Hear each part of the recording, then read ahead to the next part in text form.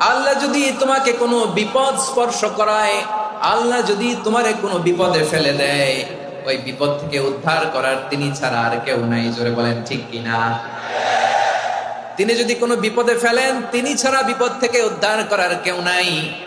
আর তিনি যদি তোমার প্রতি কোনো অনুগ্রহ করতে চান, ওই অনুগ্রহ ঠেকিয়ে দেওয়ার ক্ষমতাও কারো নাই। আল্লাহ যদি আপনার সফলতা দিতে চায়, পৃথিবীর কোন শক্তি ওই সফলতাকে থামাতে পারে? এজন্য আল্লাহ বললেন, খবরদার, চিন্তার আকীদা খালিস করে নাও।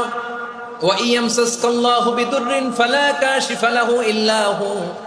আল্লাহ বিপদে ফেললে বিপদ থেকে উদ্ধার করার কেউ থাকে না।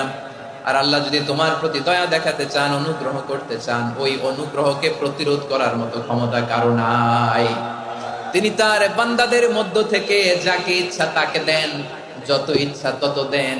তিনি ক্ষমাশীল, তিনি মেহেরবান। সুবহানাল্লাহ। তিনি ক্ষমাশীল, তিনি মেহেরবান।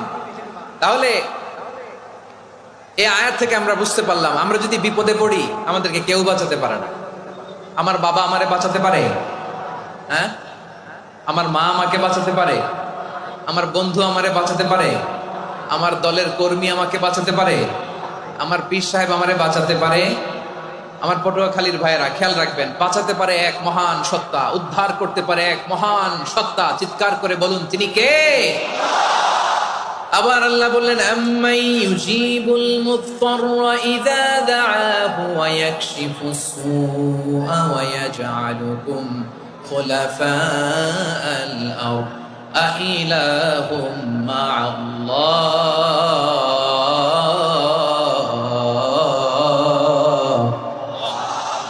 ক্বালিলাম মা তাযাক্কারুন। রব্বুল আলামিন বলেন, বিপদে পড়ে কাতর কণ্ঠে চিন্তাগ্রস্ত হয়ে যখন কেউ ফরিয়াদি হয়ে আল্লাহর ডাকে হাত তোলে, তখন ওই ব্যক্তির ডাকে সাড়া দেয় কে?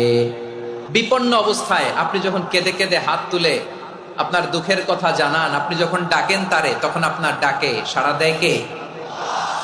আল্লাহ বলে, আমি সাড়া দেই। তোমাদের বিপদকে মুক্ত করে দেয় কে?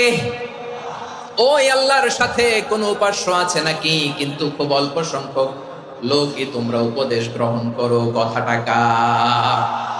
তাহলে বিপন্ন মানবতা যখন কাঁদে, মানুষ যখন বিপদে পড়ে নিরুপায় হয়ে ফরিয়াদ করে, তার ডাক শোনার কেউ নাই একজন ছাড়া। চিল্লায় বলেন তো, তিনি কে?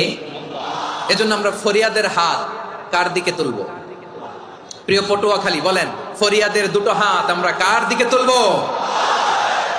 এবং খেয়াল রাখতে হবে, মাথার সাথে সেট করে নিতে হবে।